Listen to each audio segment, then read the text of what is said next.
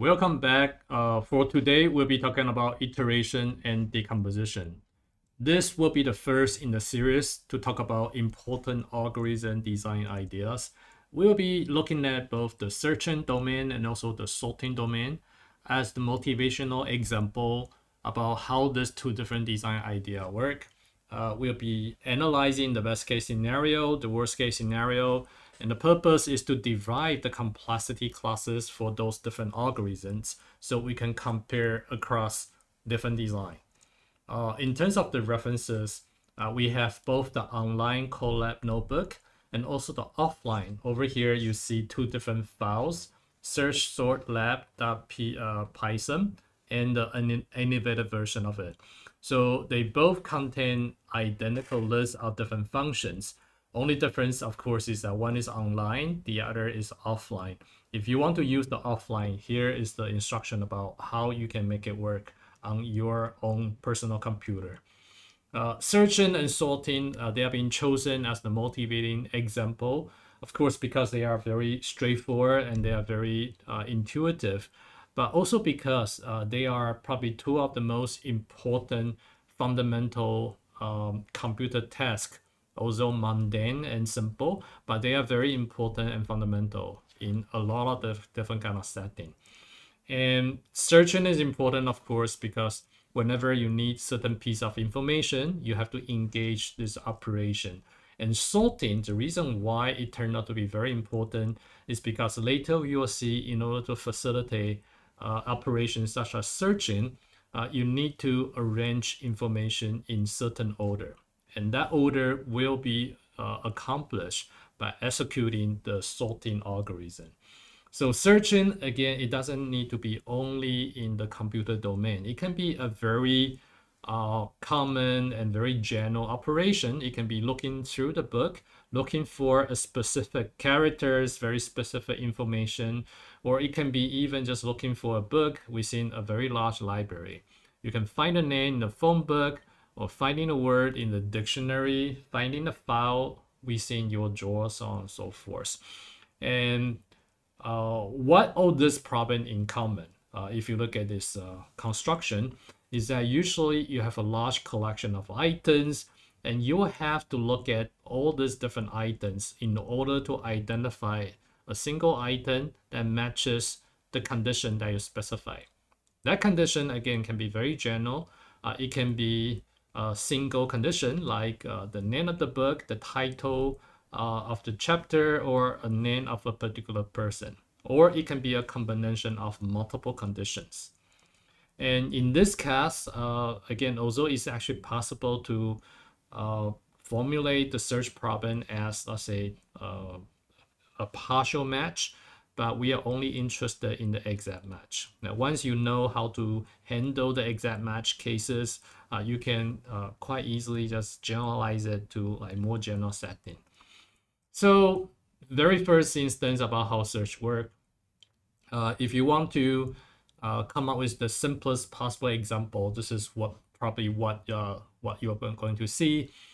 You have a whole bunch of items over here. This is almost like you can imagine is a list of different elements in Python, and each and every place it can contain certain information. In this case, it's either alphabet or it can be a number. So you are walking through this particular list one by one, and then you would like to identify a particular piece of information that you are interested in.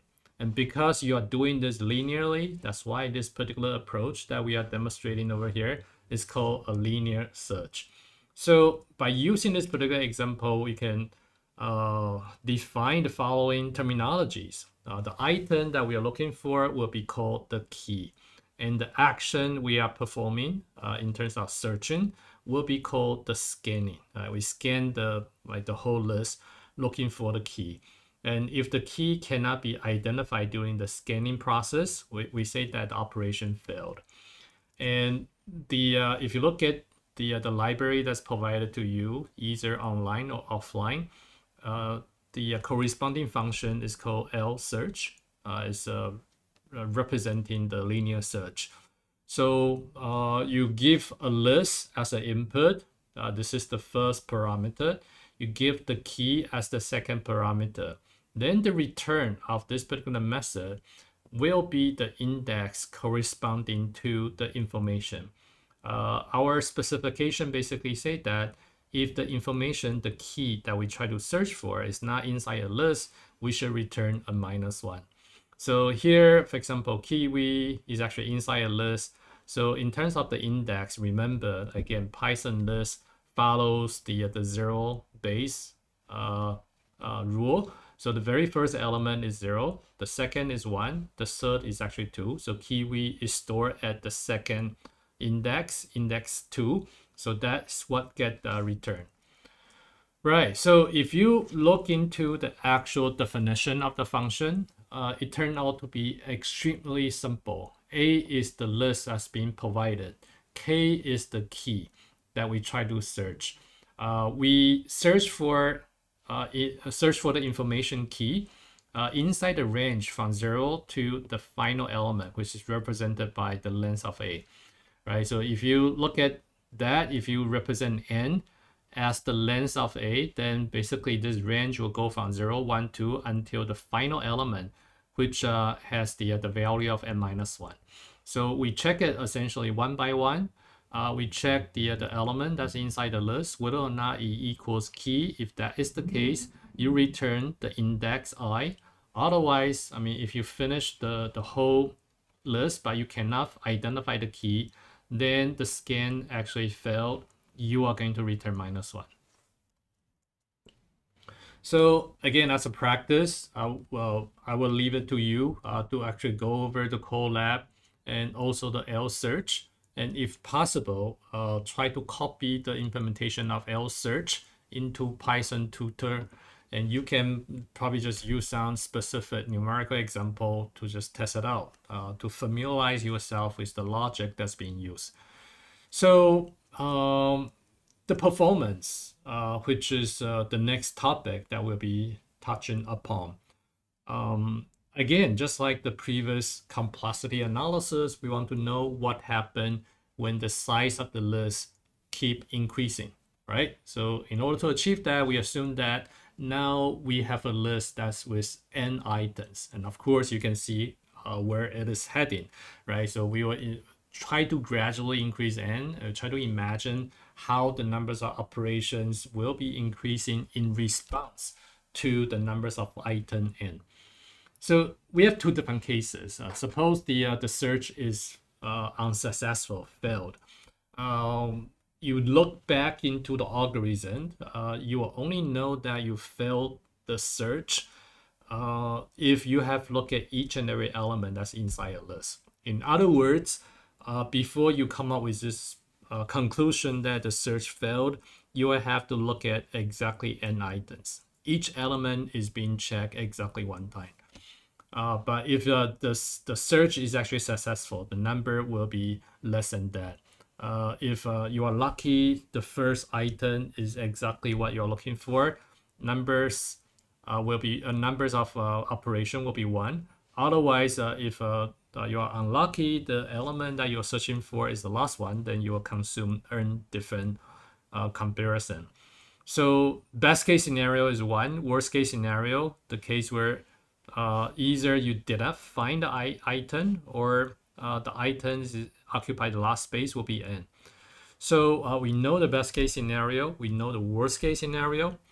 So one potential alternative is to look at the average case scenario. Right? So in this case, if you assume that the key that you are searching for will appear equally likely in each and every location, then the average numbers of comparison will be n+1 divided by 2, right? So that's the older possibility. Okay, so now we have the very simple algorithm. Complexity is linear time. So the natural question to ask is this the best that we can do? Or is it possible that we can actually improve the performance of this algorithm? One observation that we can make that potentially can be used to improve this algorithm is the fact that whenever we conduct one comparison, we eliminate one candidate. And this is the reason why algorithm runs in linear time. Because you have n element, if you want to eliminate all the candidates from consideration, it will take you exactly n times, right? So if you can eliminate more than one candidate per comparison, then potentially the performance can be improved. So let's see how we can do that. One potential real-life example that can give us idea about how this can be achieved is just like the dictionary lookup. Or you just take any book and you try to search for a particular page number, right? So again, I mean, in real life, if you want to search for a word, you don't take up a dictionary and start from A all the way until Z, right? This is usually not how we do it. If you want to search for like a particular word, usually you can just flip the page. You start somewhere in the middle of the book, and you check the page. In this example, let's say you want to find a word that's starting with W, right? So initially, if you pick somewhere in the middle, let's say this particular word is X, and you compare this particular word against this word W that you are searching for. If W appear before X, let's say following alphabetical order because it's a dictionary, right? Then you will keep narrowing down in the first part. Otherwise, you are narrowing down in the second part. So that's actually how you can eliminate immediately more than a single element, right? In this case, if you every time you try to fetch the next candidate word X, you somehow fetch it from the remaining region, the middle of the remaining region, then roughly speaking, you can eliminate around half of the content every time. And this is the idea that we would like to adopt, right? And we call it binary search because every time we do one comparison, roughly speaking, we will eliminate about half of all the candidates. So the one very important prerequisite, of course, is that in order for this to happen, we have to assume that the list or the book or the dictionary follows certain order, right? So in this case, it either has to be alphabetical order or it has to be numerical order, right? So that's the requirement. So we'll worry about how we can achieve that order later, right? For now, let's say that order is provided to us. So the principle that we just mentioned can also be called as divide and conquer. We keep dividing the problem into the smaller pieces until it's so small, handling that, conquering that is almost instantaneous. Then we gradually walk back and report the answer, right? And of course, this is what we just said. The list must be sorted. Let's use one numerical example to explain how it works. Right, so here we have a list of numbers, in total 15 numbers. So you can pick, let's say you like to search for 57, a glance of it, you know that 57 is over here, right? So let's see how binary search will work in identifying this particular occurrence. Initially, you have the full size of the region, all 15 numbers are valid. So you compare 57 against the center element. This list is assumed to follow ascending order. 71 is greater than 57. So one comparison, and then you know 57 cannot appear in the second half. You can cross it all out. So it should appear in the center, in the left-hand side to the center. So again, over here, once you reduce the size of your element, now is of size 7. You can compare 57, the key, against the center element. Now it's 35. So again, after this comparison, you know immediately 57 cannot be in the first part, can only be in the second part. So the final comparison is to compare key against the center element, which is exactly 57. So if you count it, it take you 1 time, 2 times, 3 times, 3 comparison, and this is what's required of you to identify the key. Compared to the linear search case, you always begin from the first element. You'll be 1, 2, 3, 4, 5, 7, 5, 6. So you have a 6 comparison to finally identify this particular key. So This is a very brief, let's say, imagine, we want to prototype the algorithm, right? So this is the first step. Try to ensure that it should be able to work. So now we have to make it more specific as a way to try to reach the final coding part, right? So we have to be very specific. So over here, we need the two different variables to help us keep track of the current region that we still consider as a valid region. This is one of many different ways where we can actually achieve that. So we will say lower variable to represent the index value that's one below the leftmost item in the region, right? So leftmost item in the region initially is 0, which means that the lower initially will take on the value of -1. And then the upper, following very similar definition, will be one more than the rightmost element. In this case, will be n-1, right? So your upper index, in other words, will store the value of n. Okay, so if we go back to the principle, right? Once you use the lower and the upper to specify the region, what we will want to do is that we'll just keep selecting the middle element, which is the you sum up this lower and upper divided by 2. That will give you the center index. We'll look at the element at the center index, compare that against the key to decide, do we want to pivot towards the left-hand side or do you want to pivot towards the right-hand side? You keep doing that, then your region will be reduced by a factor of 2 every time. 1 become 1/2, become 1/4, so on and so forth. Let's look at the previous example, 57, in the list of 15 elements. Let's see how this particular method will work.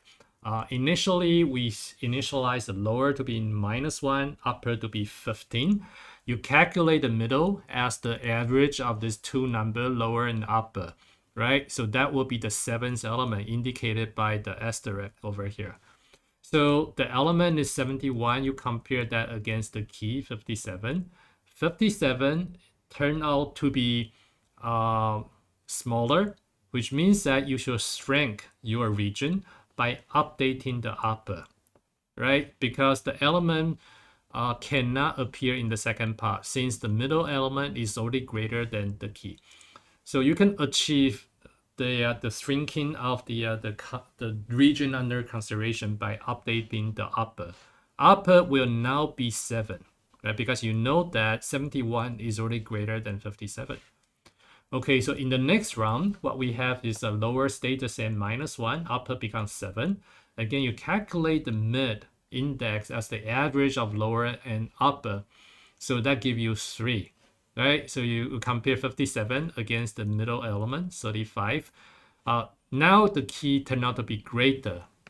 Because the key is greater, you know that it cannot appear anywhere between the mid and the lower. So you will move lower to take up the middle index, right? So the new lower will be 3, right? So this is the next round. So now your lower is 3, your upper is 7, your mid as an average will be 5. So that will be our index, middle index. It turned out to be the key exactly. So the element that is being searched will be A7, A3, and A5. And after 3 comparisons, our process will terminate. So it looks all fine, right? Until we try our hand at second possibility, right? Which is the case where the element that we try to look for is not inside the list, right? So we have to consider all cases. So let's consider what will happen if the middle element, the key is not included inside this particular list, right? Let's see what happened. So if you look, back to the previous case, right? Because 58 and 57 are both very close. So the previous few steps will be exactly the same. So in the case of 58, in this particular step, your lower is 3, your upper is 7, your mid is actually 5. In the previous case, this is the termination because the key now equals the middle element. But because you are searching for an element that's not inside the list, you are not going to terminate it now. 58 is greater than the mid element, so which means that according to the rule, you should update the lower, right? Because 58 is already greater than the middle element. The first part of the list, visible list, should be eliminated. So lower is actually increased to 5. So now you can see that lower is 5, upper is 7. It actually encloses only one valid element, which is 65, pointed to by the middle index, which is 6. So you compare 6, element 6 over here, which is 65 against 58. 65 is greater, it means I'm going to update the upper. Upper becomes 6. But if you do that, you see that the lower now becomes 5, this upper becomes 6. If you calculate the mid will become 5, right? And it actually includes nothing. So you will keep comparing, in other words, 57 against the key.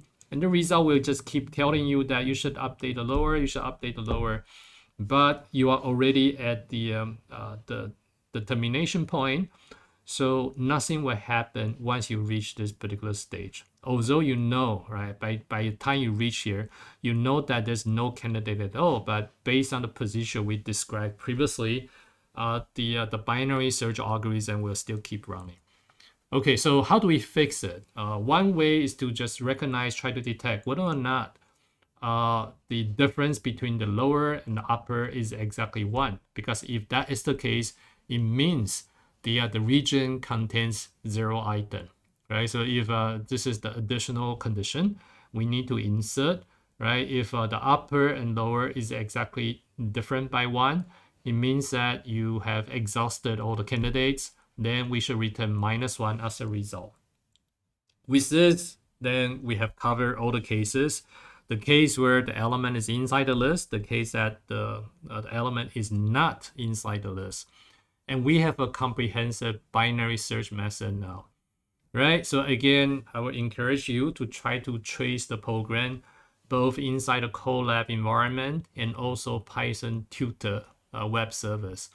Try to see how it works. You can use the class exercise example. You can use the example we have just run through, the case where the key exists, the case where the key does not exist, right? Convince yourself that the binary search is doing what it's supposed to do. Okay, all right. So now the final part, we have analyzed the linear search complexity, which is giving us the linear complexity.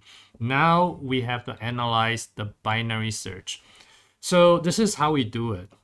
So we use n to represent the size that we are considering at the moment. So let's say now we are considering the case where n equals 8. So if we do one comparison, our size of consideration will be shrink by a factor of 2. So initially it's 8, which is 2 to the power 3.